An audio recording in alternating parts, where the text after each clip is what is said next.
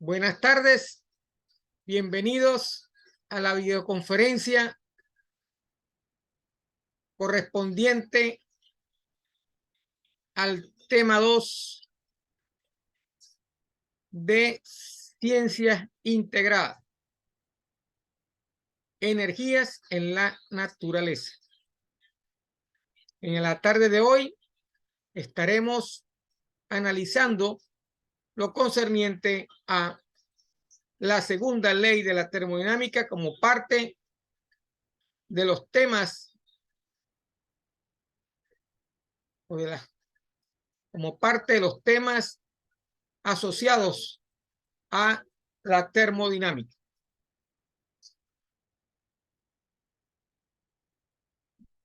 La próxima actividad evaluada correspondiente a esta parte tendrá fecha de entrega para el 16 de diciembre. Recuerden que estamos terminando por este año, ¿verdad? El corte 2 de el semestre 2022-2. Entonces, la última actividad del tema 2, porque ya evaluamos la actividad número 1, corresponde a la parte de termodinámica y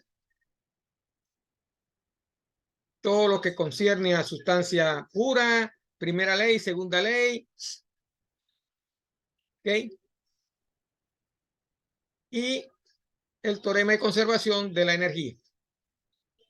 Entonces, sin más preámbulo, voy a cargar la presentación y también les recuerdo que cualquier duda que puedan tener en la presentación la pueden hacer a través del foro del aula en el Saya o a través de el WhatsApp del 0414-511-2518. Voy a cargar la presentación para comenzarla de una vez.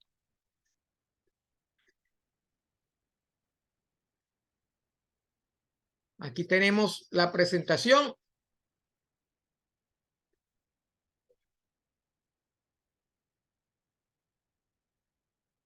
Segunda ley de la termodinámica, en el marco de el tema 2, energías en la naturaleza.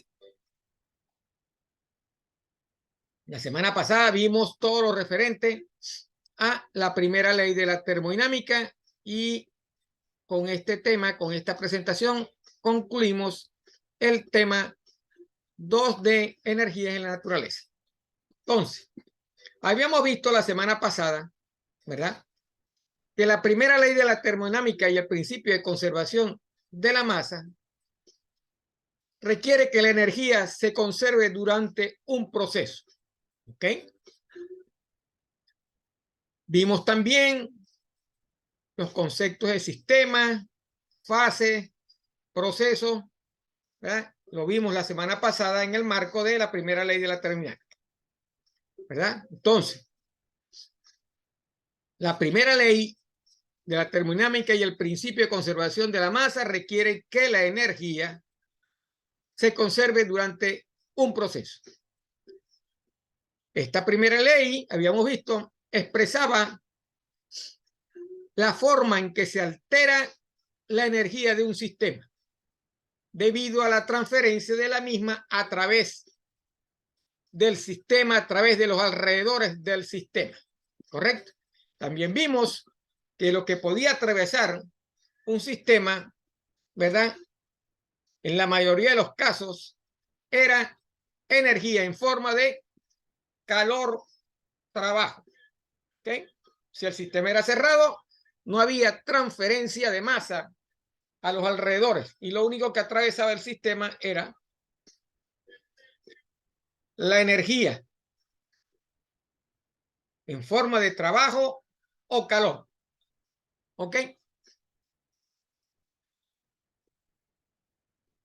Ambos enunciados de conservación relacionan directamente el cambio de una propiedad del sistema con la transferencia por una frontera. ¿Cuál es esa propiedad?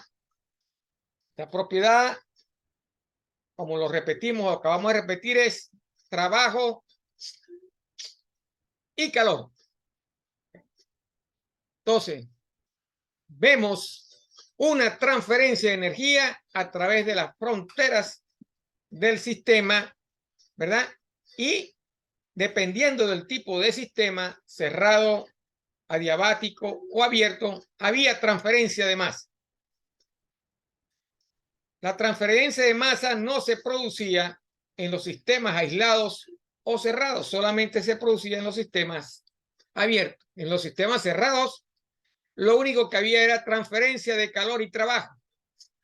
En los sistemas adiabáticos no había transferencia de calor. ¿Ok?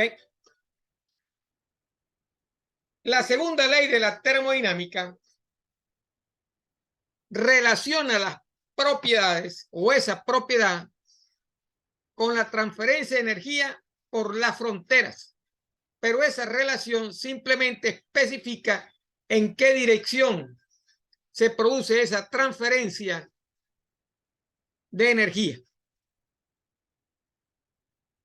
¿Okay? ¿Cuál es la dirección del cambio de esa energía?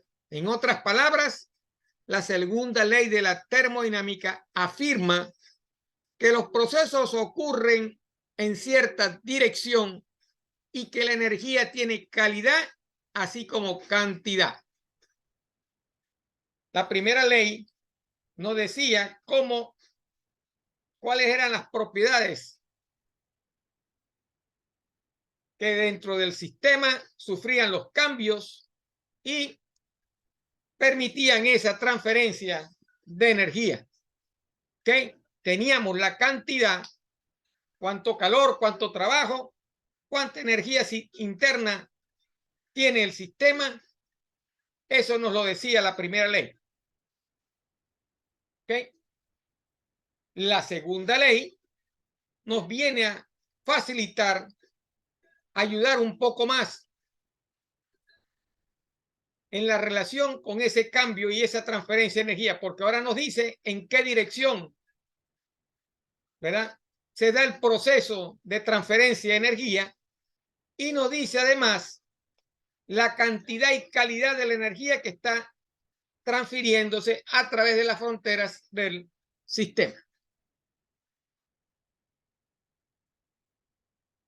Entonces, un proceso no puede tener lugar a menos que satisfaga tanto la primera ley como la segunda ley de la termodinámica.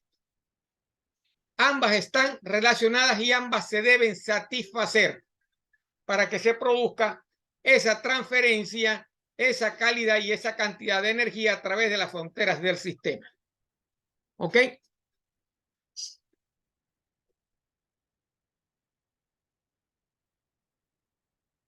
Hay que hacer una observación que está en la parte de abajo de la lámina. Dice que la segunda ley de la termodinámica no puede ser probada, sino que es un enunciado de los fenómenos observados. En la física existen muchas leyes que no pueden ser probadas en la realidad, pero que matemáticamente tienen esa prueba. Y eso lo vamos a ver ahorita, en las próximas láminas. Hay procesos que en la primera ley se cumplen, se pueden, pero en la realidad esos procesos no pueden ocurrir. Por eso la segunda ley ayuda a entender esos procesos y obtener los resultados de esos procesos. Vamos a ver 3 ejemplos donde esto que acabamos de decir sucede. Supongamos que tenemos una taza caliente con un líquido de esa taza y ese líquido está caliente dentro de la taza, como se muestra en la figura. ¿Correcto? Por la primera ley nosotros sabemos que la transferencia de energía se va a dar, ¿verdad?, desde la zona más caliente hacia la zona menos caliente, que son los alrededores del sistema, considerando la taza, como un sistema, ¿correcto? Entonces,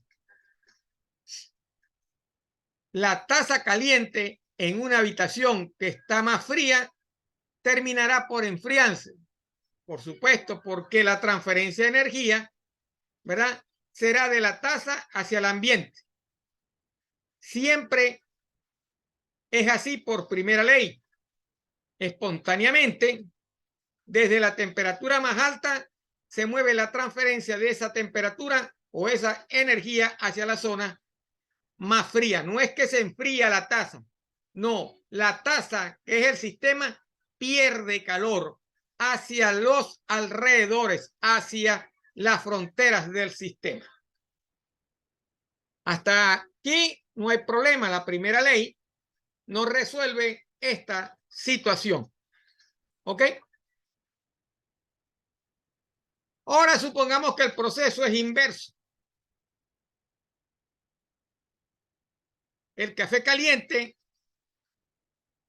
se vuelve incluso más caliente en una habitación más fría, como resultado de la transferencia de calor desde el aire de la habitación hacia la taza.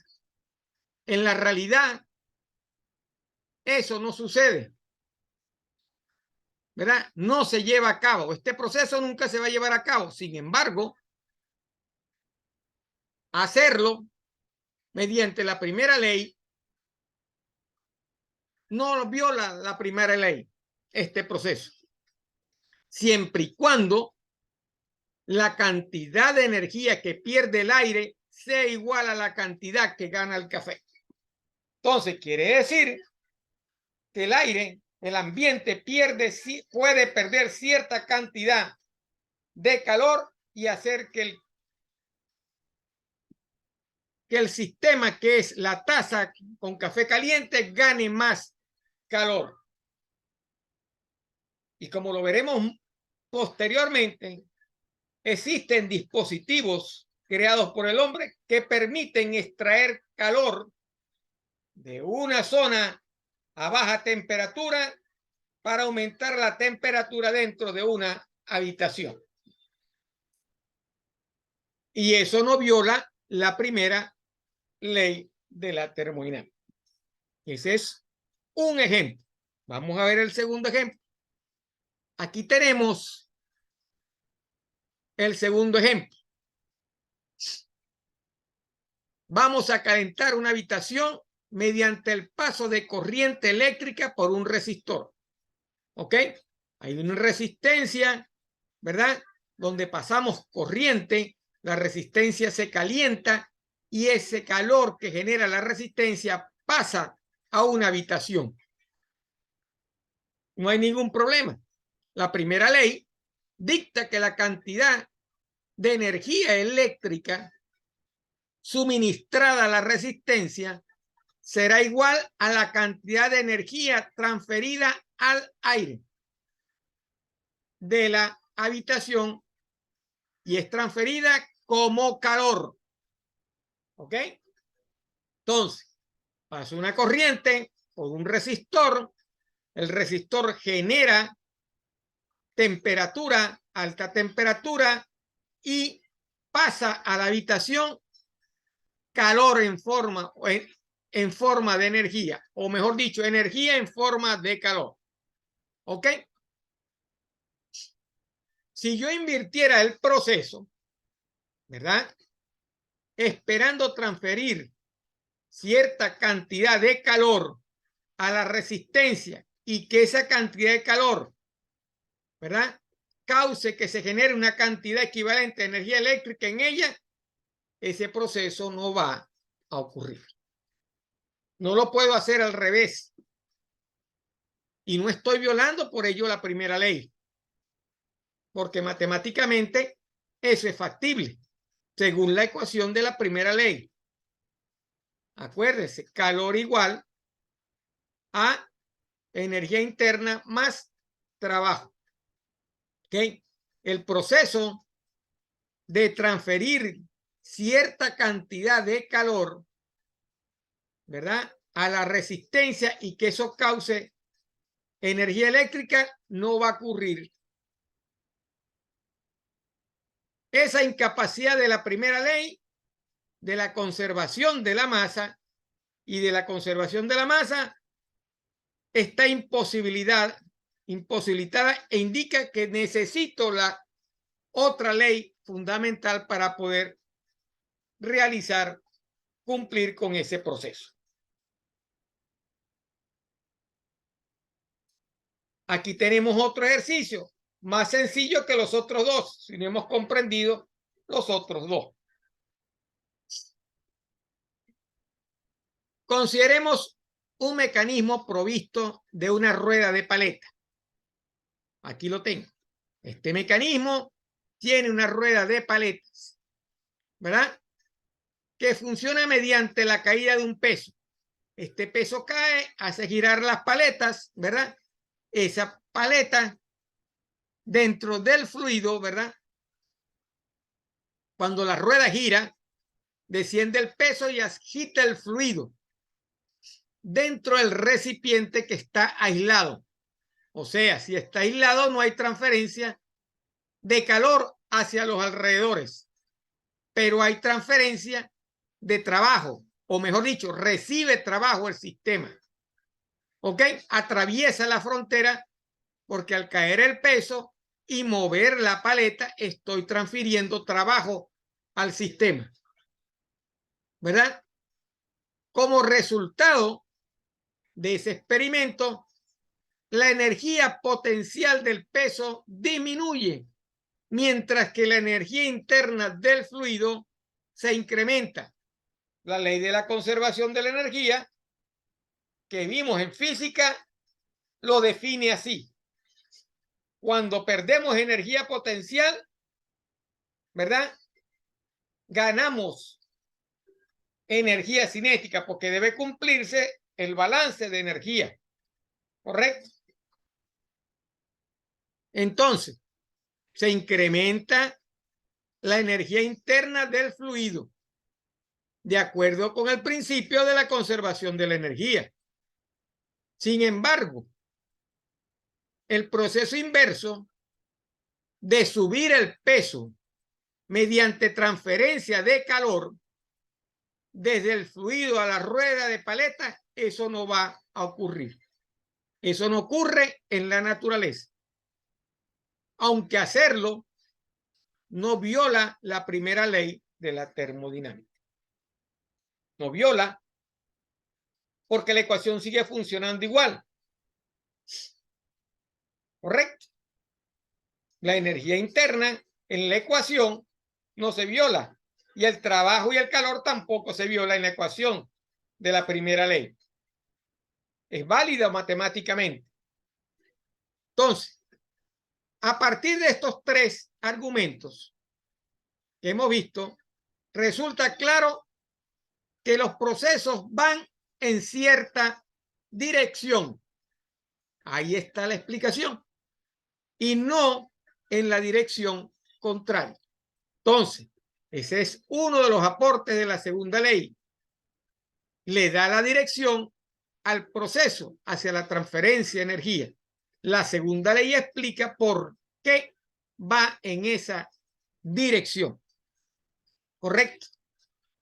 La primera ley de la termodinámica no restringe la dirección de un proceso, pero satisfacerla no asegura que en realidad ocurra el proceso.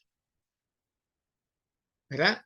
Entonces, esa falta de adecuación de la primera ley para identificar si un proceso ocurre se remedia introduciendo otro principio general que es la segunda ley de la termodinámica. Entonces, aquí es donde la segunda ley de la termodinámica entra para darle respuesta a ese proceso. Acuérdense que son leyes con ecuaciones establecidas. La segunda ley complementa la primera ley en el proceso de dirección de la energía y adicionalmente nos va a facilitar la calidad y cantidad de la energía. Entonces, hay otra cosa que hay que tener claro. La segunda ley no se limita solamente, bueno, le hemos dicho, a identificar la dirección de los procesos. También afirma que la energía tiene calidad así como cantidad. Más adelante vamos a ver procesos en la realidad donde la segunda ley interviene para obtener esa calidad y cantidad de la energía. Entonces, la primera ley se relaciona con la cantidad de energía y las transformaciones, ¿correcto? Calor se transforma en energía interna más trabajo, dependiendo del estado o el proceso. Si el proceso es adiabático, ¿verdad? Trabajo será igual a la energía interna. Si el proceso es cerrado, calor será igual a energía interna más trabajo. Si el proceso es a presión constante, se cumplirá calor igual a trabajo más energía interna. Si es a volumen constante, no va a haber trabajo. Y el calor será igual a la variación de la energía interna. Esos fueron los procesos que vimos nosotros la semana pasada. Entonces, ¿qué nos interesa de todo este manejo de energía? Nos interesa conservar la calidad de la energía. ¿Ok? Eso es importante para los ingenieros.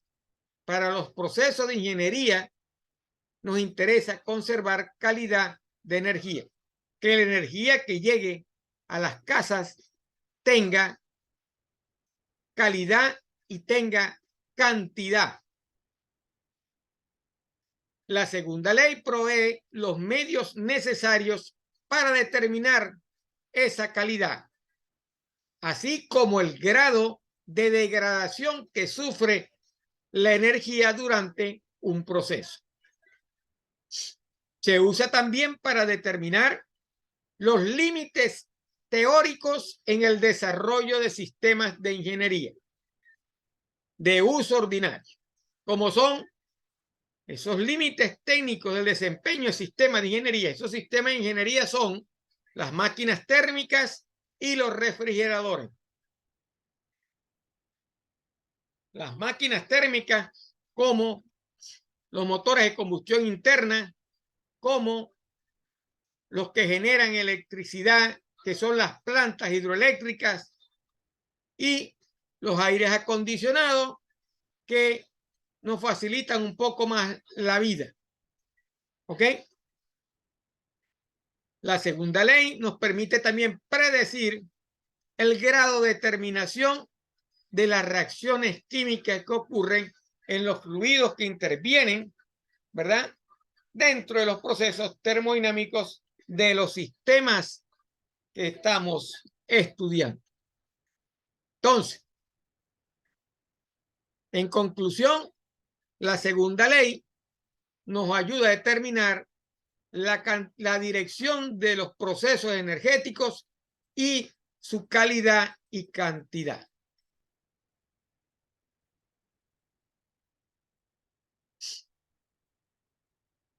Vamos a ver un concepto de dónde sacamos energía o cuáles son los lugares de donde se puede obtener energía en la naturaleza o a donde se puede descargar energía. Esos lugares se conocen como depósitos de energía térmica. Los utilizamos para el desarrollo de la segunda ley de la termodinámica, porque nos conviene tener, ¿verdad?, un hipotético cuerpo que posea la capacidad de energía térmica relativamente grande. Para algunos sistemas termodinámicos o de ingeniería los necesitamos. ¿Okay? Estos sistemas poseen una capacidad de energía térmica relativamente grande. ¿Cuáles son? Masa por calor específico, matemáticamente, que pueda suministrar o absorber cantidades finitas de calor sin experimentar cambios de temperatura. Tales cuerpos se llaman depósitos de energía térmica o solamente depósitos. En la práctica, los grandes cuerpos de agua, como los océanos, lagos y ríos, así como el aire atmosférico, representan esos cuerpos, ¿verdad? O esos depósitos de energía térmica. Es por eso que usted ve que las plantas de generación eléctrica siempre están cerca de un lago, de un río o cerca del mar, porque en esos cuerpos nosotros depositamos energía, ¿verdad? En forma de calor, y como son tan grandes, no hay aumento de esa temperatura. Los necesitamos también para cumplir algunos procesos dentro de las plantas, ¿verdad? El aire de los alrededores de una casa es un depósito también de energía térmica, porque el calor que se puede generar dentro del interior de una casa que sale o que atraviesa la frontera del sistema que es la casa, ¿verdad? No afecta la temperatura del ambiente, pero nos facilita, ¿verdad? Los procesos, obtener energía de esos depósitos térmicos.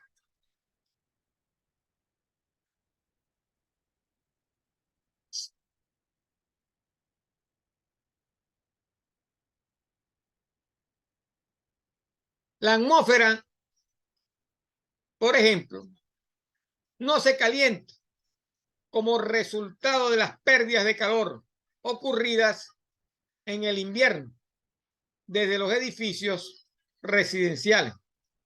Del mismo modo, la cantidad de energía expresada en joules que desechan las plantas de energía que arrojan en grandes cantidades, se arrojan en los grandes ríos. Eso no causa un cambio significativo en la temperatura del agua, pero necesitamos los depósitos para que se puedan cumplir los procesos termodinámicos asociados a la segunda y primera ley de la termodinámica. Esos procesos que fueron convertidos, ¿verdad?, en sistemas de ingeniería.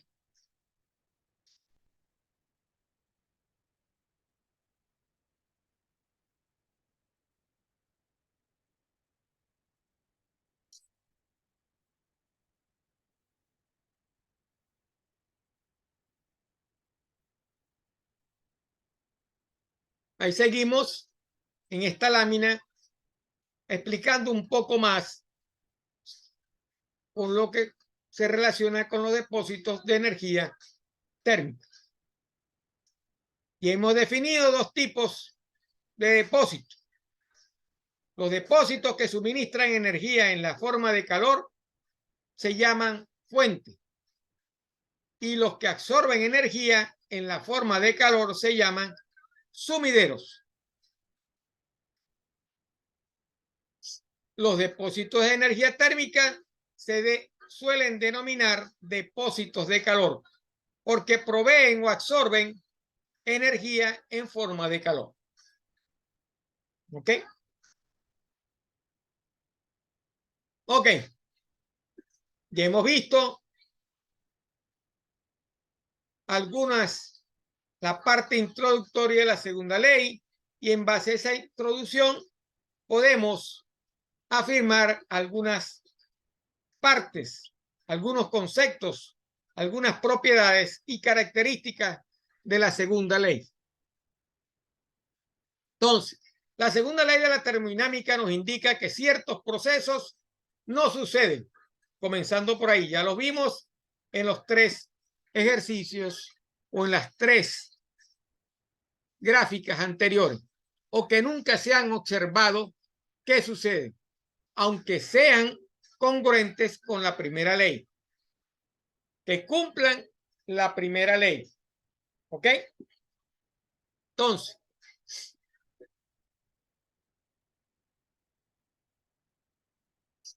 ¿cuáles son esos planteamientos de la segunda ley que nos verifican lo que acabamos de decir anteriormente? Primero, el calor fluye espontáneamente de un cuerpo más caliente a uno más frío. Fíjese, el calor fluye espontáneamente de un cuerpo más caliente a uno más frío. Pero lo contrario no sucede. Y eso, sin embargo, no rompe con la primera ley de la termodinámica. La ecuación lo dice. Termodinámicamente, con la primera ley, ese proceso espontáneamente no sucede al revés. En la realidad no sucede al revés, pero la primera ley no se viola por eso. El calor fluye espontáneamente de un cuerpo más caliente a uno más frío. Usted no se enfría. Usted lo que hace es perder calor. Eso lo habíamos visto nosotros en la primera ley. Usted pierde calor porque espontáneamente los procesos térmicos suceden desde la temperatura más alta hasta la temperatura más baja. En un ciclo, ¿verdad? La energía calorífica absorbida no puede transformarse totalmente en trabajo mecánico. En un ciclo térmico, la energía calorífica absorbida no puede transformarse totalmente en trabajo mecánico. O sea, no es 100%. Ese proceso no se cumple en un 100%. Entonces, las pruebas experimentales sugieren que es imposible construir una máquina térmica que convierta calor totalmente en trabajo, ¿verdad? Es decir, una máquina con una eficiencia térmica del 100%. Eso no ocurre en la realidad. ¿Y por qué no ocurre? Porque hay pérdidas. Siempre va a haber pérdidas de energía a través de los alrededores.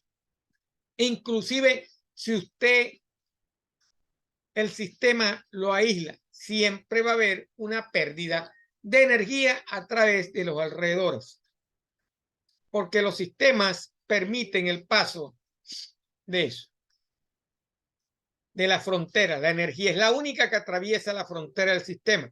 Entonces usted nunca va a tener trabajo, una máquina que genere trabajo 100%, que sea 100% eficiente. Es imposible construir una máquina funcional de movimiento perpetuo. ¿Qué significa una máquina de movimiento perpetuo?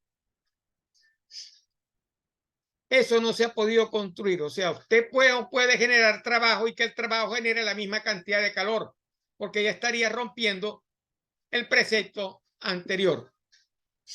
Eso no existe en la realidad. No podemos construir esa máquina que se autoalimente. Una máquina perpetua de segunda especie no puede ser construida. En general, la segunda ley de la termodinámica es válida para todas las formas de energía.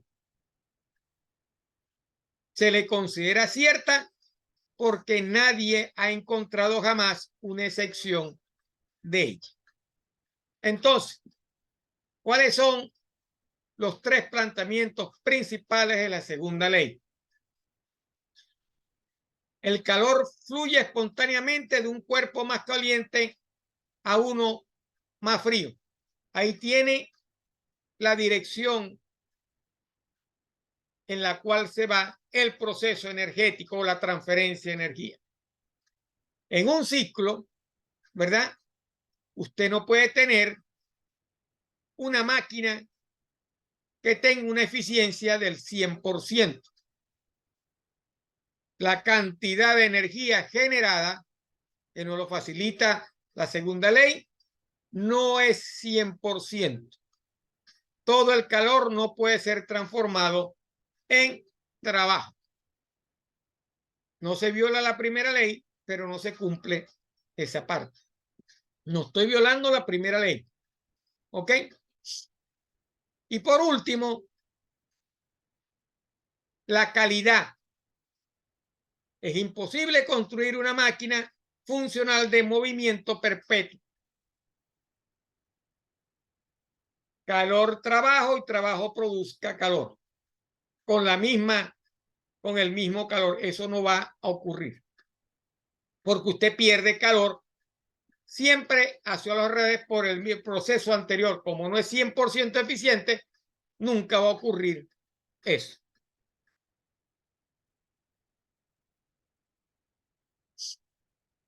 Vamos a ver el primero de los elementos asociados a la segunda ley,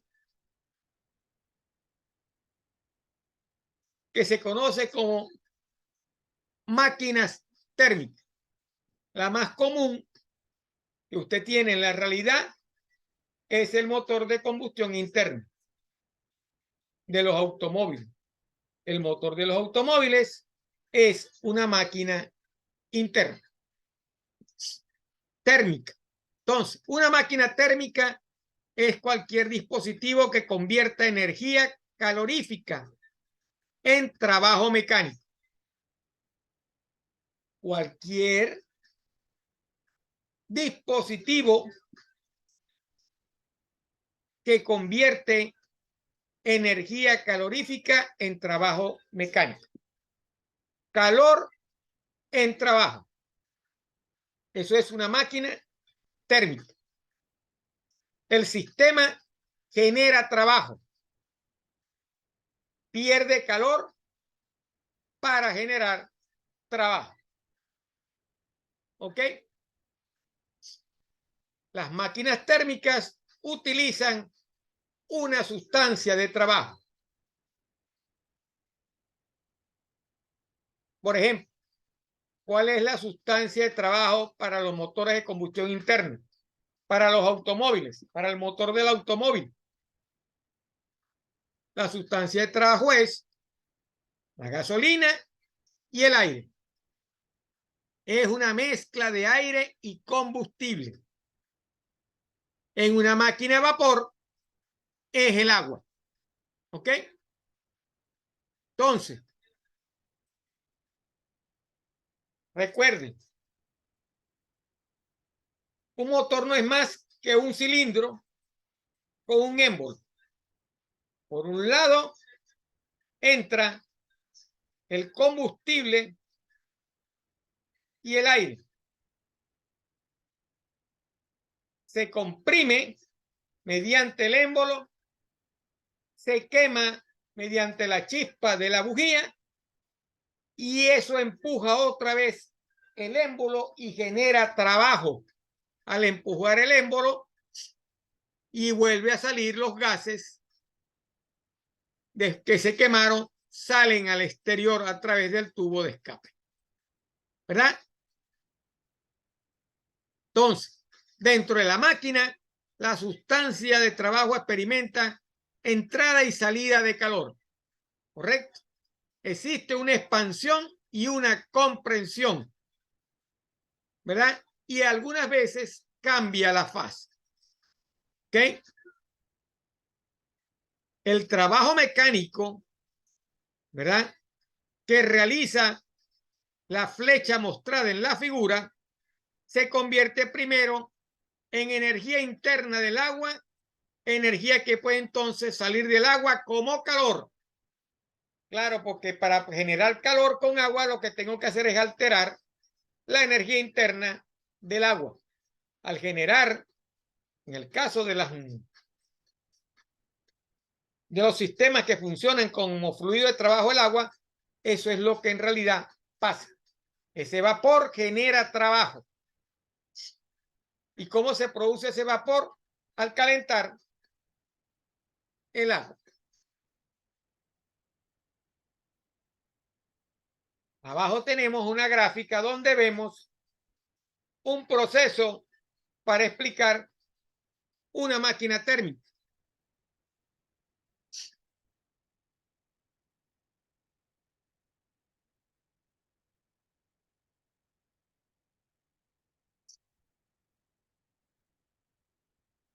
Si yo agito el agua con una paleta, voy a generar calor asociado a la energía interna del agua. Ese calor puede atravesar, como lo vimos, las fronteras del sistema. ¿Ok?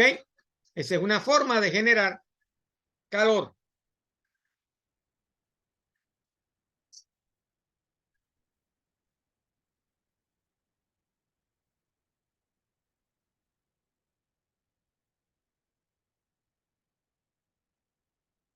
Entonces, las máquinas térmicas difieren bastante entre sí, pero es posible caracterizarlas a todas de la siguiente manera. Primero, reciben calor. El calor que se recibe es mayor que cero, de una fuente a temperatura alta. Puede ser energía solar, un horno de petróleo, un reactor nuclear, etc. ¿Quién recibe esa temperatura? ¿Quién recibe esa cantidad de calor? ¿Para qué le metemos calor a la máquina térmica? Para que el fluido de trabajo se incremente la temperatura. Convertimos ese calor en trabajo, por lo general en la forma de una flecha rotatoria. Ese calor se rechaza como calor de desecho, donde el calor de salida es menor que cero, hacia un sumidero de calor de baja temperatura, la atmósfera, los ríos, etc. Y todo ello opera en un ciclo. En el automóvil, eso se desecha a la atmósfera. Ese calor de desecho pasa a la atmósfera a través del tubo de escape del automóvil. Generamos calor dentro, ese calor genera trabajo, ¿verdad? Y ese calor que se genera, los gases del fluido salen al exterior como calor de desecho a través del tubo de escape. ¿Ok? Aquí pasa la atmósfera. En una planta hidroeléctrica, eso pasa al sumidero de los ríos o del lago.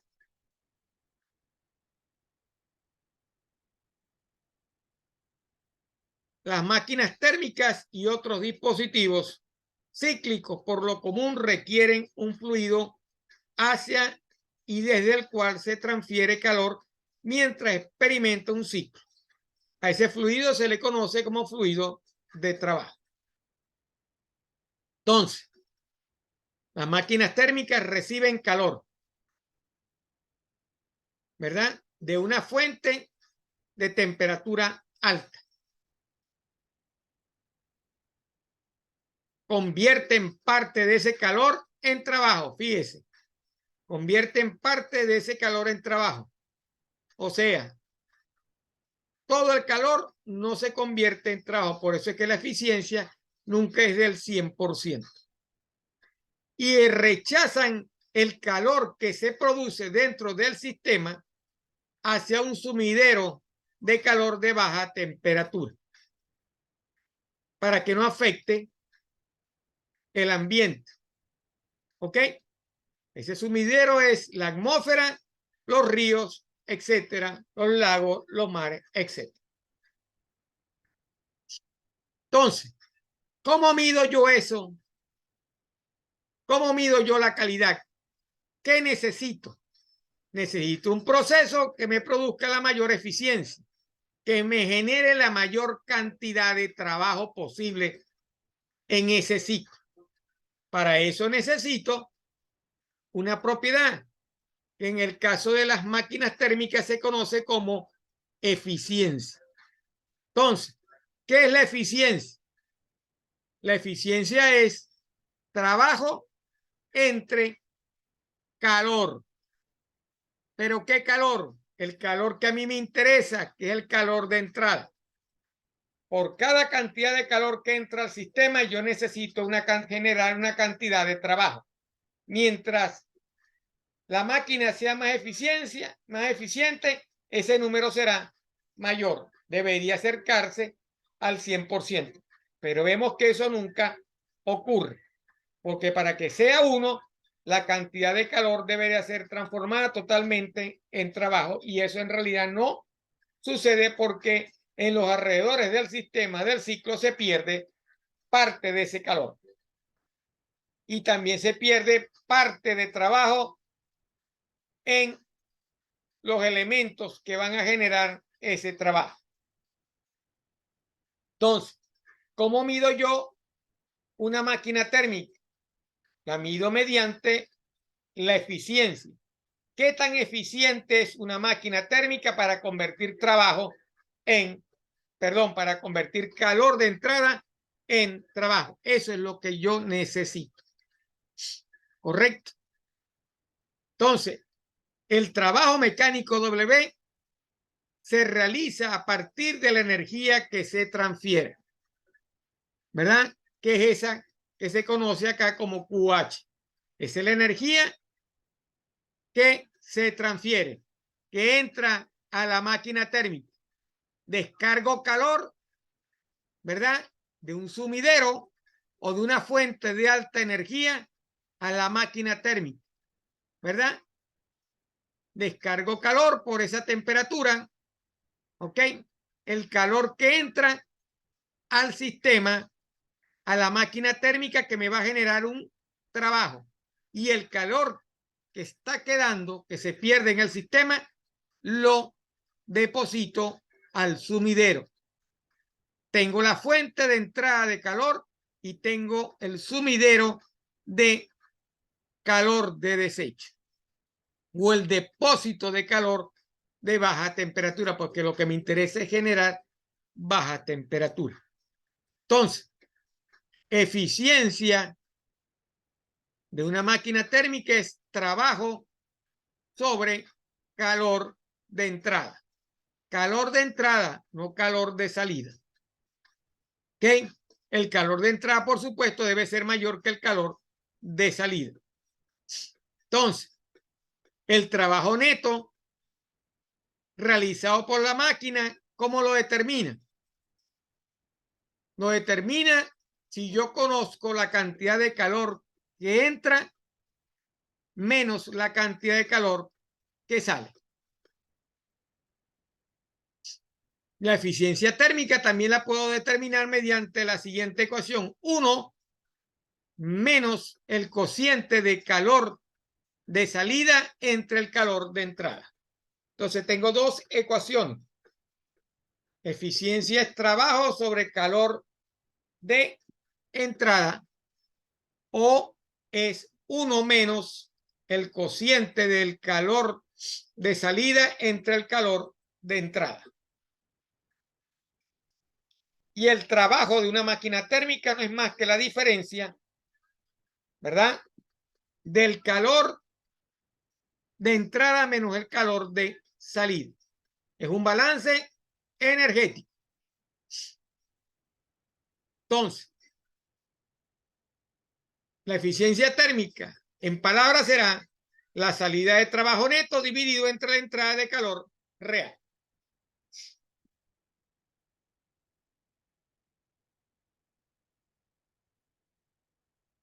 Ahí tenemos un esquema en la realidad de una máquina térmica.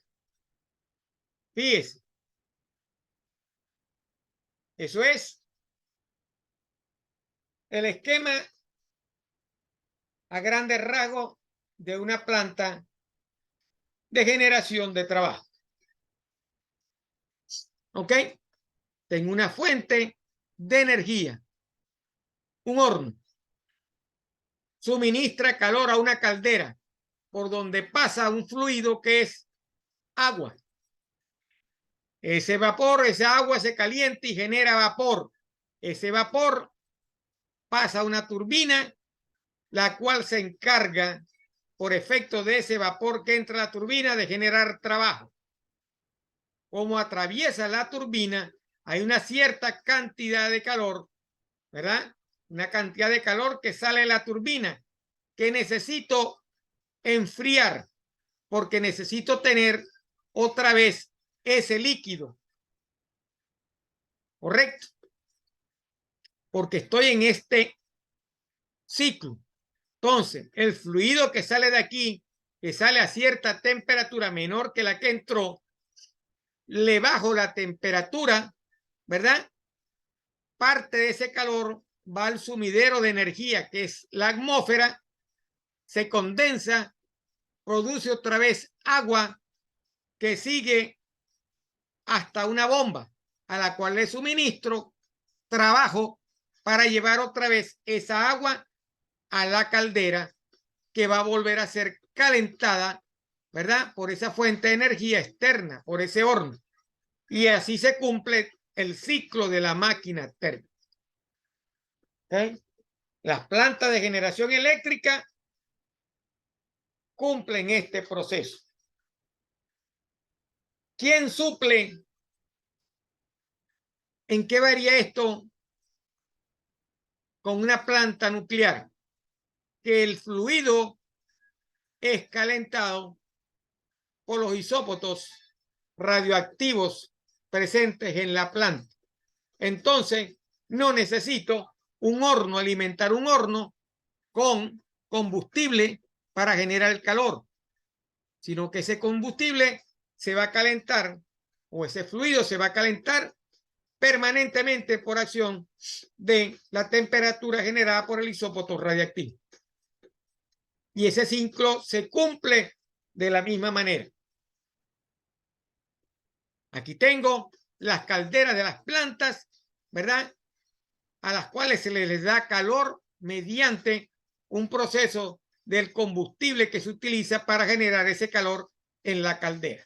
En el horno que va a calentar la caldera, del fluido que va a generar el vapor que va a mover las turbinas, ¿verdad?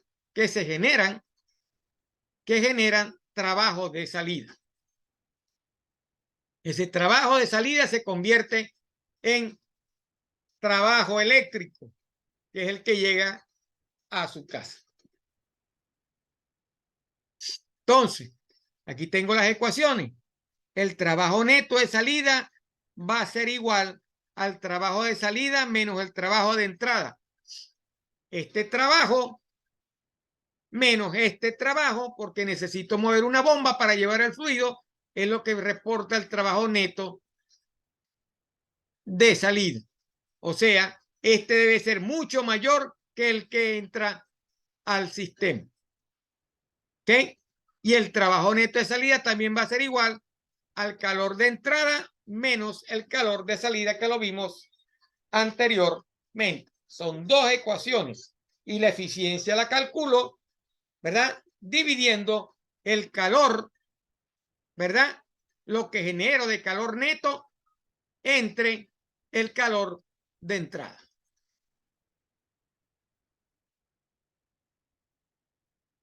Aquí tenemos un ejemplo de cómo vamos a producir potencia neta. Potencia es trabajo por unidad de tiempo. ¿Ok? Entonces, ¿cómo dice el ejemplo? Se transfiere calor a una máquina térmica desde un horno a una tasa de 80 megawatts. Si la tasa de rechazo de calor hacia un río cercano es de 50 megawatts, determine la salida de potencia neta y la eficiencia térmica para esta máquina térmica. Voy a calcular trabajo y voy a calcular eficiencia. Recibo calor de un horno, ese es calor de entrada, y desecho al ambiente o al río 50 megawatts en el proceso. Calor de desecho o calor de salida. Calor de entrada 80 megawatts, calor de salida 50 megawatts. Entonces, tengo los procesos o los elementos para poder aplicar las ecuaciones que vimos anteriormente. Entonces, calor de entrada 80 megawatts, calor de salida 50 megawatts o QC. Aquí tiene el esquema de lo que pasa en el proceso. Tiene un horno que genera calor, que entra a una máquina térmica donde debe haber un evaporador, ¿verdad? Una caldera que calienta el fluido de trabajo, porque todo el sistema funciona con agua, por decirlo así.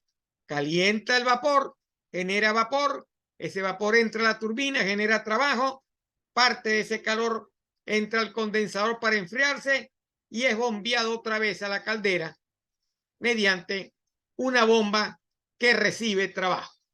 Esa bomba se encarga de darle trabajo a la máquina térmica. Entonces, me mandan a calcular el trabajo, ¿verdad? El trabajo es entonces calor de salida, calor de entrada menos calor de salida. 80 menos 50 megawatts, tengo 30 megawatts de trabajo. Por unidad de tiempo sería potencia generada. ¿Cómo calculo la eficiencia térmica? Como lo dice la ecuación, es el trabajo que se genera, que son 30 megawatts, ¿verdad? Dividido entre el calor de entrada, que son 80 megawatts, porque de eso se trata la eficiencia. ¿Cuánto trabajo voy a generar con el calor de entrada a la máquina térmica? Entonces sería 0.375 adimensional. En porcentaje sería 37.5%. Como ven, la eficiencia nunca va a llegar a 100. Parte de ese calor se pierde en el recorrido. Se pierde acá y se pierde a través de la frontera del sistema que tengo. Entonces, así calculamos potencia y eficiencia de una máquina térmica. Aquí tenemos otro ejercicio similar al anterior. Tengo un motor de un automóvil con una salida de potencia de 65 HP. El motor genera un trabajo de 65 horsepower y tiene una eficiencia térmica del 24%. Fíjese, 24%, 37%. ¿Ok? Esa es la eficiencia del motor del automóvil. Me mandan a calcular la tasa de consumo de combustible de este automóvil si el combustible tiene un poder calórico de 19.000 BTU. O sea, 19.000 BTU de energía que se liberan por cada libra de combustible quemado. ¿Ok? Ok. En la cámara de combustión, ¿verdad? Tengo una cantidad de combustible que cuando se quema por efecto del proceso genera una cantidad de calor. Correcto. Ese calor en el motor del automóvil genera un trabajo de 65 HP y descarga a la atmósfera a través del tubo de escape o los gases de desecho una cantidad de calor. Voy a calcular la cantidad de calor que genera el combustible para poder yo obtener una eficiencia del 24% y generar un trabajo de 65 HP, que es lo que me están pidiendo. ¿Ok? Entonces, calor va a ser igual a trabajo generado por el motor dividido entre la eficiencia del motor. ¿Cuál ecuación apliqué aquí? La ecuación anterior de eficiencia. Eficiencia igual a trabajo sobre calor de entrada. ¿Cuándo entró? ¿Cuánto calor entró? Es lo que yo necesito saber. Entonces, el trabajo de 65 HP sobre 0.24, que es la eficiencia, transformado los 65 HP en BTU por hora, serían 2.545 BTU por hora. Eso me va a generar un calor de entrada de 600. Yo necesito 689.270 BTU por libra para generar una eficiencia del 24% y un trabajo generado por el motor de 65 HP. Entonces, ¿cuál es la masa de combustible que yo necesito para generar ese calor? La masa que necesito es la cantidad de calor de entrada dividido entre el poder calorífico de ese combustible, que son los BTU de energía por libra masa. Porque necesito saber cuánto es la masa por unidad de tiempo, la masa específica por unidad de tiempo. ¿Cuánto es ese patrón de masa por? Entonces sería 689.270 BTU, que es el calor, dividido entre la capacidad calorífica de ese combustible, que serían 19.000 BTU por hora. Los BTU se eliminan y el valor que me da va a ser 36.3 libra masa por hora.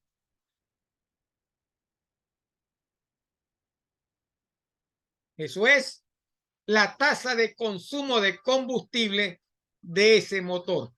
¿Cuánto es esa tasa de combustible? Cantidad por unidad de tiempo. Masa por unidad de tiempo. ¿Ok?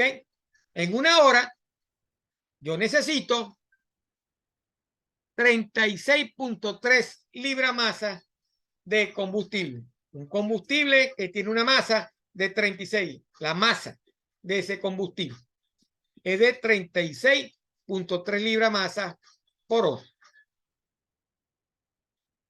Así calculo entonces la tasa de consumo de combustible en un motor que genera una potencia de 65 HP, ¿verdad?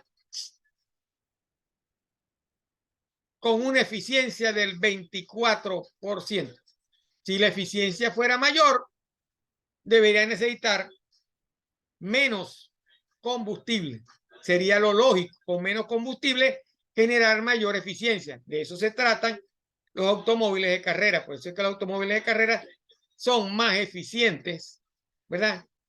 Porque con menos combustible generan mayor cantidad de trabajo y se mueven más rápido esos automóviles. Entonces, hemos visto dos ejercicios asociados a las máquinas térmicas. Ahí tenemos otro ejercicio. En este caso, tenemos un ciclo de potencia de vapor. Tengo un ciclo de potencia de vapor, un ciclo de un sistema compuesto por una caldera, una turbina, un condensador y una bomba. Aquí generamos trabajo, aquí necesitamos trabajo, la caldera necesita calor y el condensador genera hacia el ambiente calor. Entonces, este ciclo de potencia recibe 100.000 kilojoules por minuto en forma de calor. calor de entrada, ¿ok? De los gases calientes de la combustión, ¿ok? Y descarga 68.000 kilojoule por minuto en forma de calor al ambiente. Entran por acá 100.000 y descargamos por acá 60.000. Si la potencia requerida por la bomba, esta que está acá, para generar el fluido, para movilizar el fluido es de 1.400 kilojoules por minuto, debería determinar, o me piden determinar, el rendimiento térmico del ciclo y la potencia suministrada por la turbina. ¿Cuánto es el trabajo generado por esta turbina? Planteamos, ¿verdad? Según la primera ley, el proceso de balance energético, donde eliminamos todos los calores que no necesitemos, ¿verdad? Y nos quedamos solamente con los calores de entrada y salida y el trabajo neto resultante. Entonces, en función de esta ecuación, como sé que eficiencia es calor sobre trabajo sobre calor y el trabajo es calor de entrada menos calor de salida, puedo calcular la eficiencia. 100.000 que entran, 60.000 que salen, dividido entre el calor de suministrado. Eso me da 34%. Recuerden que esto es trabajo y esto es calor suministrado. La eficiencia es trabajo sobre calor suministrado. No conozco el trabajo, pero sí conozco los valores de calor de entrada y calor de salida. 100 menos 66 dividido entre el calor de entrada, que es 100.000, eso me da 34%. El sistema o el ciclo tiene una eficiencia de 34%. ¿Correcto? Entonces, aplicando el balance energético de trabajo y calor, el trabajo neto, que será el calor de salida menos el calor de entrada de la bomba, eso debe ser igual a la variación de calor.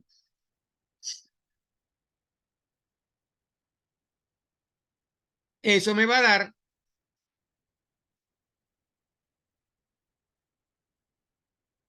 entonces el trabajo neto de salida será calor de salida más trabajo de entrada.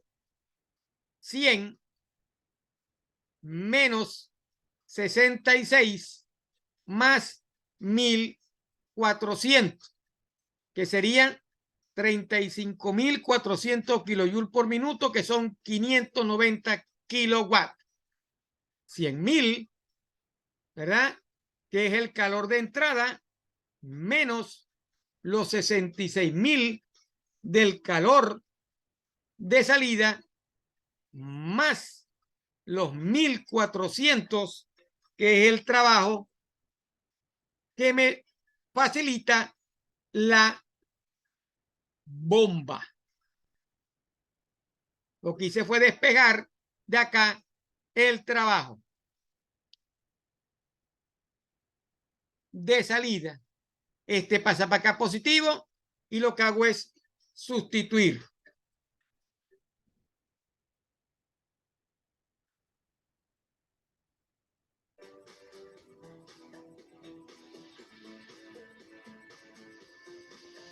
$100.000 menos 66 más 1.400. Como ven, no es nada difícil. Lo que hay que tener claro son las ecuaciones. ¿Qué es calor de entrada? ¿Qué es calor de salida? En una máquina térmica, ¿qué es calor de entrada y qué es de salida? ¿Y cuál es el trabajo que se genera y cuál es el trabajo que entra a través de la bomba para este ciclo? En el caso del motor del automóvil, falta un elemento. Ese elemento es el trabajo de la bomba. No tiene eso en la máquina térmica. Ok. Ya vimos lo que es una máquina térmica. Vamos a entrar a ver los refrigeradores.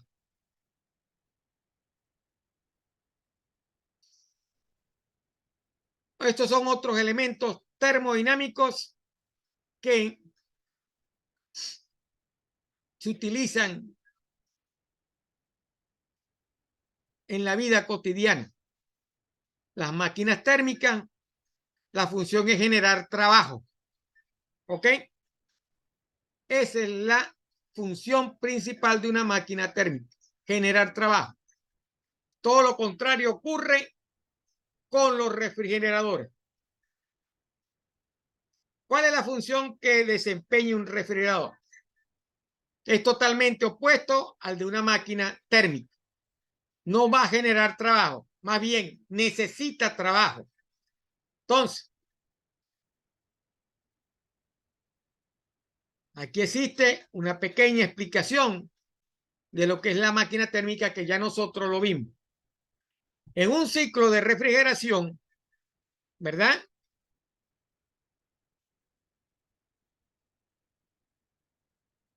El refrigerador requiere una entrada neta de trabajo mecánico, ¿ok? Y un refrigerador, ¿qué hace? Extrae calor de un lugar frío, que es el interior del refrigerador, y cede calor a un lugar más caliente, el aire del exterior. En los aires acondicionados, ¿de dónde extrae calor? Extrae calor del fluido comprimido a baja temperatura y lo cede a través de la colmena al exterior o del ventilador a través del para el exterior.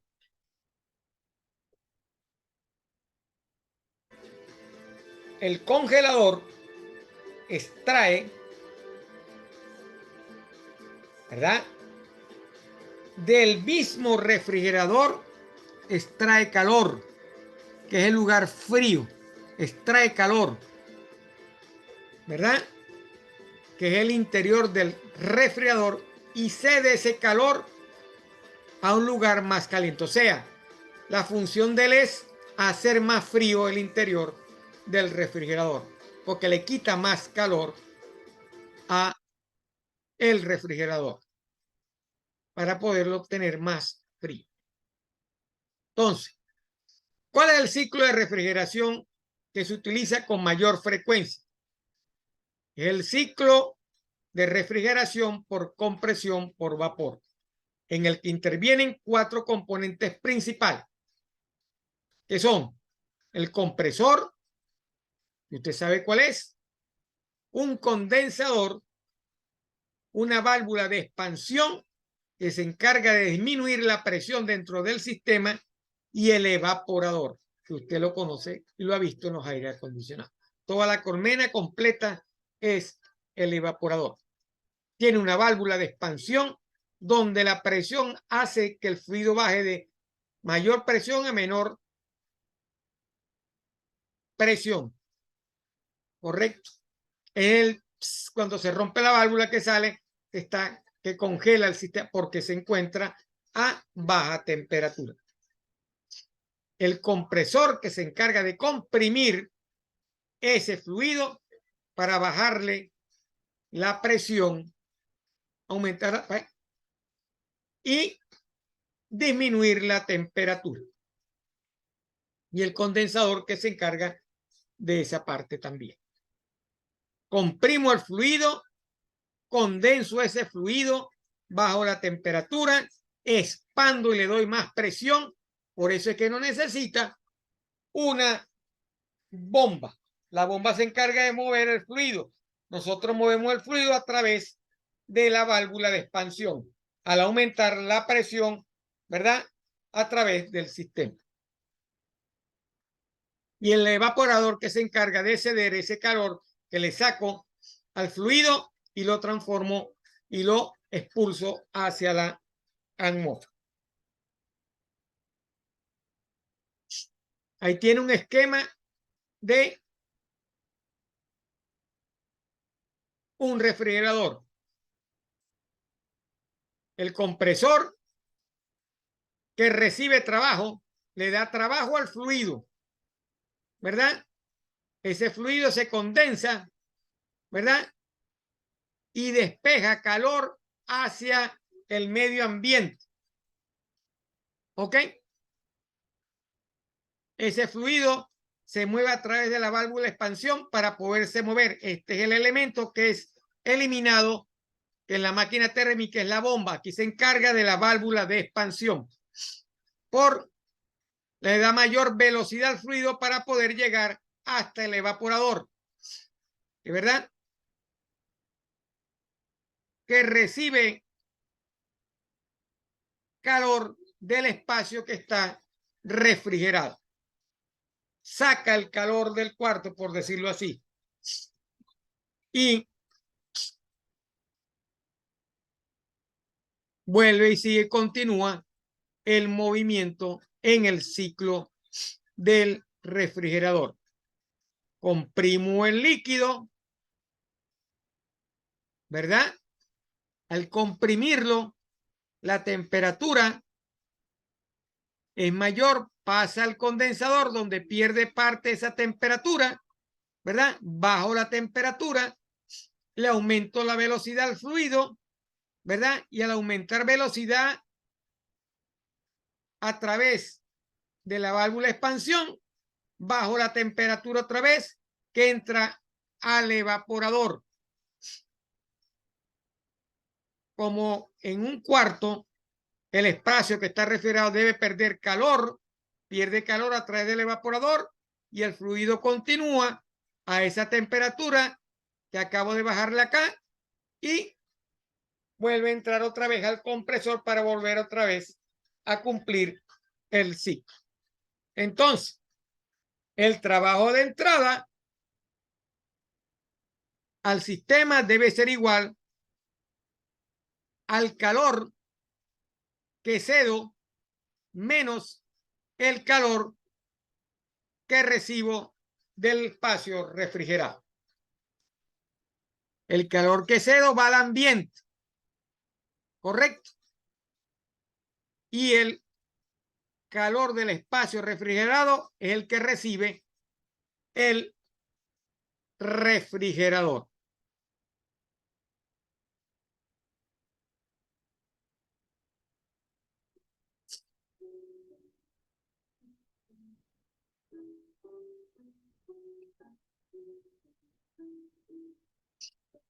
Esto es el esquema de un refrigerador.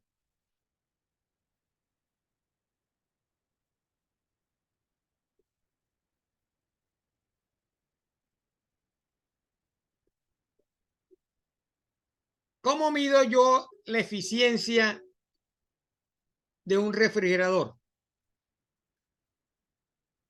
La mido con una variable similar a la de la máquina térmica, solo que los parámetros cambian. La eficiencia se conoce como coeficiente de desempeño. Coeficiente de desempeño de un refrigerador. El coeficiente de desempeño de un refrigerador no es más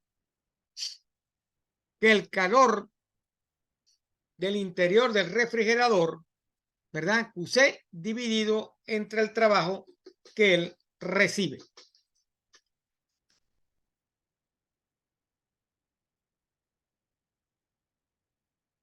Es la razón entre el calor extraído del cuarto del interior del refrigerador y el trabajo aportado.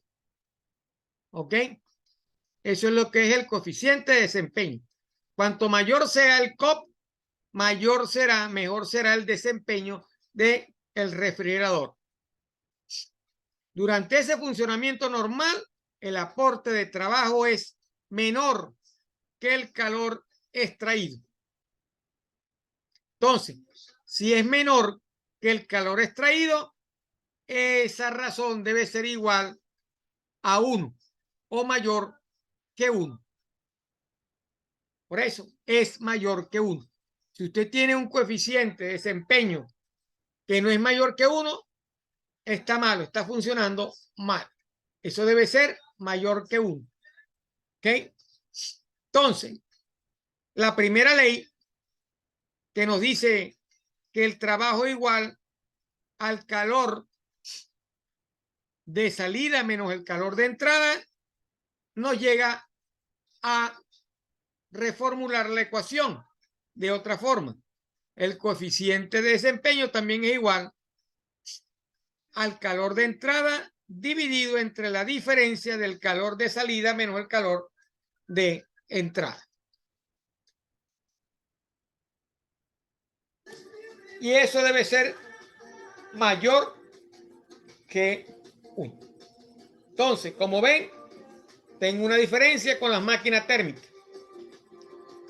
Primero, recibo trabajo. Segundo, la idea principal es sacar calor de una zona fría, ¿verdad? Para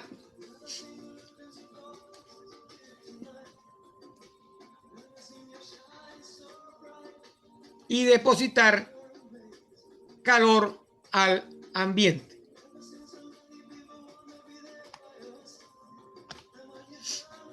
Extraer calor de un lugar frío, ¿verdad? Y ceder calor a un lugar más caliente. Eso es lo que hace un refrigerador. Aquí tenemos el tercer elemento, que son las bombas de calor. Los refrigeradores y las bombas de calor operan en el mismo ciclo. Ambos necesitan trabajo para funcionar. ¿Correcto? El propósito del refrigerador es mantener el espacio refrigerado a una temperatura baja, eliminando calor de este y descargando este calor hacia el medio que está a temperatura mayor. ¿Ok? El objetivo de la bomba de calor es mantener un espacio calentado a una temperatura alta. ¿Verdad? ¿Y cómo se logra? Absorbiendo calor desde una fuente que se encuentra a temperatura baja. Por ejemplo, el agua del pozo o el aire frío exterior en invierno y suministrar este calor a un medio de temperatura alta como una casa. Eso es una bomba de calor. Entonces, funcionan en un ciclo similar, pero el objetivo es diferente. Mantener el ambiente frío y mantener el ambiente caliente.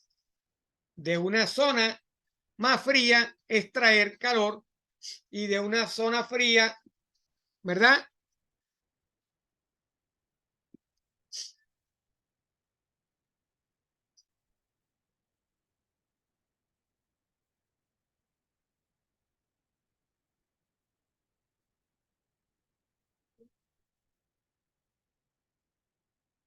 Tiene también una eficiencia que se conoce como el coeficiente de desempeño de la bomba. Entonces, el COP de la bomba será la salida deseada entre la entrada deseada. Calor, ¿verdad? De salida dividido entre trabajo de entrada.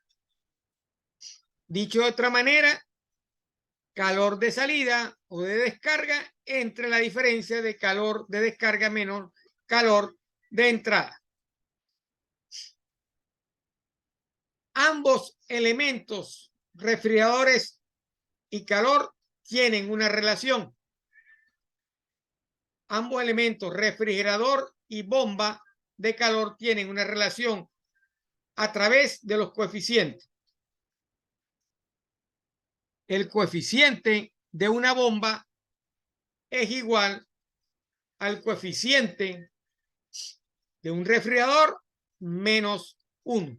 Quiere decir que el coeficiente de una bomba es mayor que el coeficiente de un refrigerador.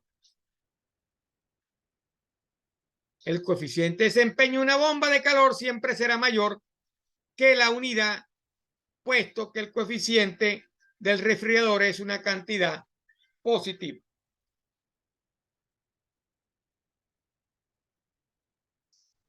Entonces, resumiendo, las máquinas térmicas generan trabajo de la entrada de calor menos el calor de salida. ¿Ok? Las máquinas necesitan, y el calor neto de una máquina térmica será el calor de salida menos, perdón, el trabajo de salida menos el trabajo de entrada. Los refrigeradores y las bombas necesitan trabajo, ¿correcto? La diferencia entre uno y otro es de dónde toman el calor de entrada. En un refrigerador de una zona fría, ¿verdad? Para mantener aún más fría la zona de descarga.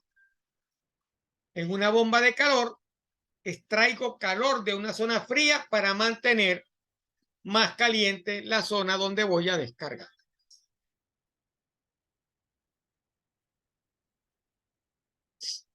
Aquí tenemos unos ejercicios, ¿verdad?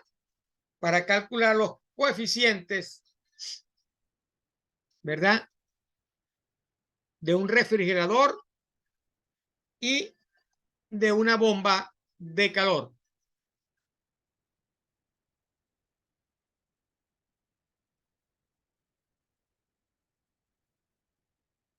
Entonces, el primer ejercicio dice, el compartimiento para comida de un refrigerador que se muestra en la figura se mantiene a 4 grados centígrados al extraer calor de este a una tasa de 360 kilojoules por minuto.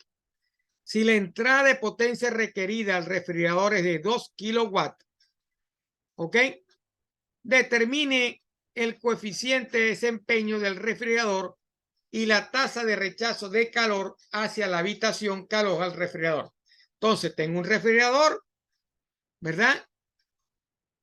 Que tiene una temperatura, se mantiene a 4 grados centígrados y se extrae calor de este a una tasa de 360 kilojoules por minuto. O sea, del ambiente frío sigo sacando calor porque hay que mantenerlo más frío.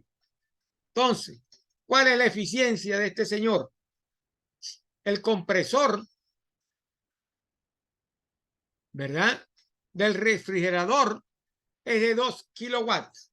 Entonces, la eficiencia será el calor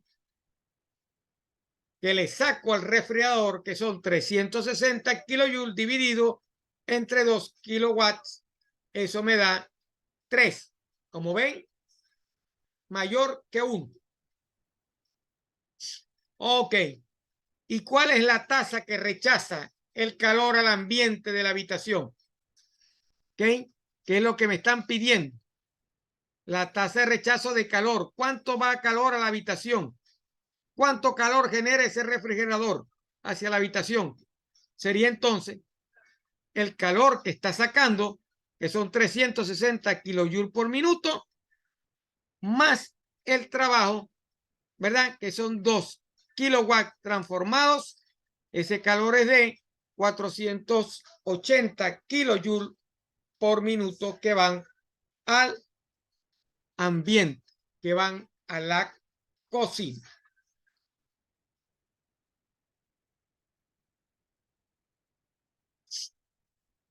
Aquí tengo lo contrario. Aquí tengo una bomba de calor que necesita para mantener una habitación a 29 grados centígrados. ¿Ok? Es un proceso similar. El aire exterior que está a menos 2 grados centígrados entra a la bomba de calor que recibe un trabajo que no he calculado para generar un calor que va hacia la habitación para poderla mantener a 20 grados centígrados. Saco calor del ambiente para generar más calor y mantener la casa a 29 grados centígrados. Entonces, ¿cuánto es el trabajo de entrada? Si yo tengo una eficiencia de 2.5, que es lo que me dice que tiene la bomba de calor, entonces el calor, que serían 80.000 kilojoules por hora, dividido entre 2.5, yo necesito 32.000 kilojoules por hora, o sea, 8.9 kilowatts de trabajo que necesita la bomba para poder realizar y mantener la habitación. Entonces, si la casa pierde a una tasa de 80.000 kilojoules por hora, ¿verdad? Y si la voy a mantener a 29 grados, a 20 grados centígrados, ¿verdad?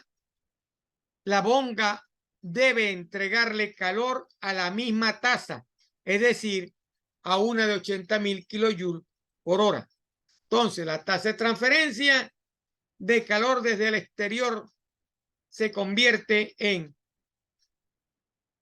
80.000 menos 32.000, que es el trabajo, ¿verdad?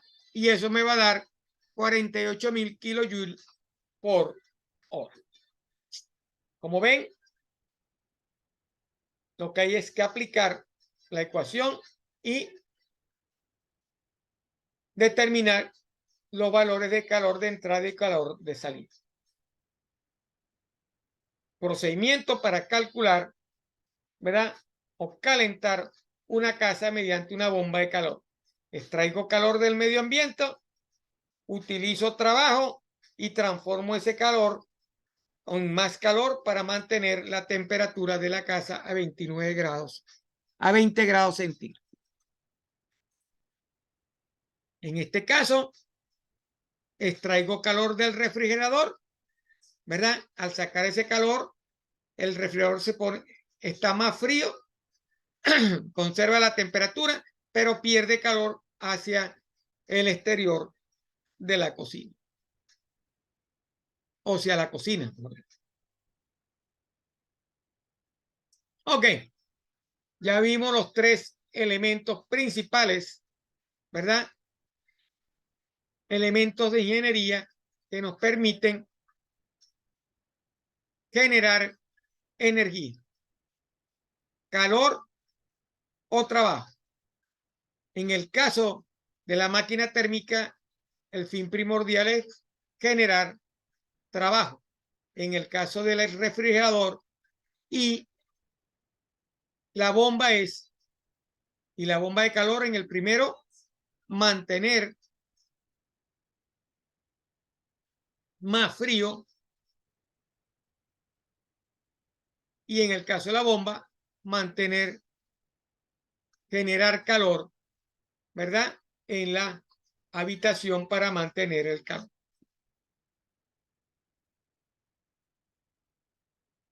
La última lámina trata sobre la entropía, lo que se conoce como desorden.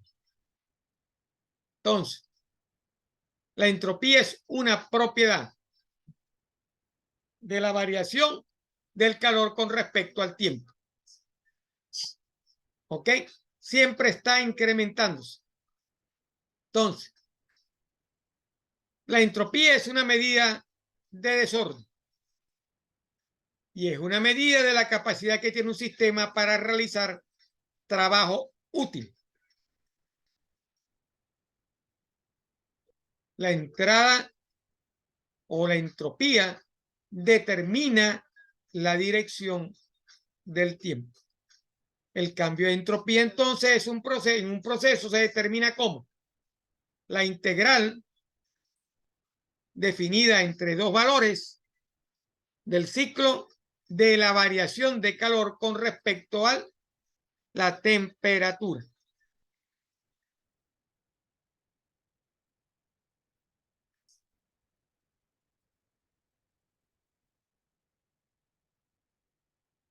Durante cualquier proceso, la entropía del universo solo se puede aumentar o permanecer constante, lo que significa que la variación de entropía en el universo es mayor o igual a 0. Con esta lámina terminamos lo concerniente a segunda ley de la termodinámica. En el día de mañana vamos a cargar la segunda actividad evaluada. Gracias una vez más. Esa actividad evaluada tiene fecha de entrega para el 16 de diciembre.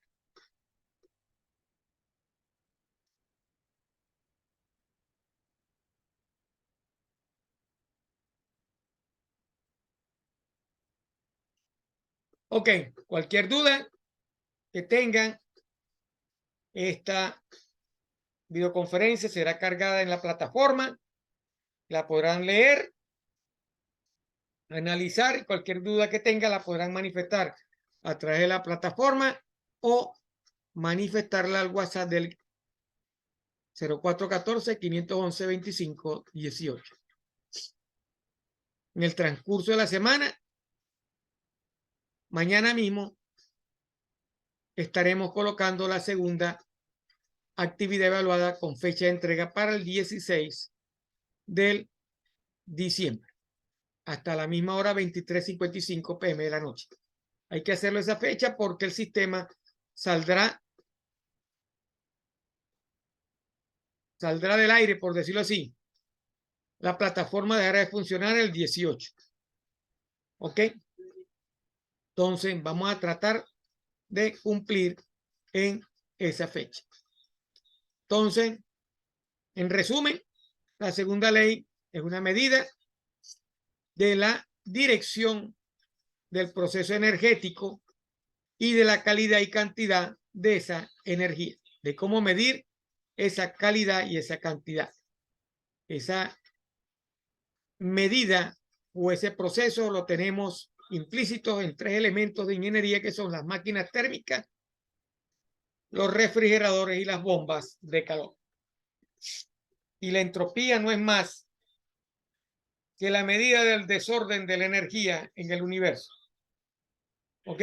Y siempre será mayor o igual a 0, constante, o estará siempre en incremento. Siempre se genera entropía. El sistema siempre está generando entropía. Nunca dejará de producir entropía. El sol desaparecerá por incremento de entropía. El sol de nuestro sistema solar.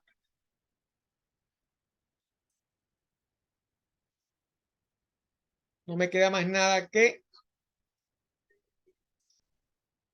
desearles que pasen una feliz Navidad. Esta es la última clase por este año. Nos vemos en enero, el 9 de enero, para ser más específico. Que pasen una feliz Navidad y un próspero año nuevo. Y recuerden que la actividad tiene fecha de entrega, la segunda actividad tiene fecha de entrega en el segundo corte para el 16 de diciembre a las 23:55 p.m. de la noche.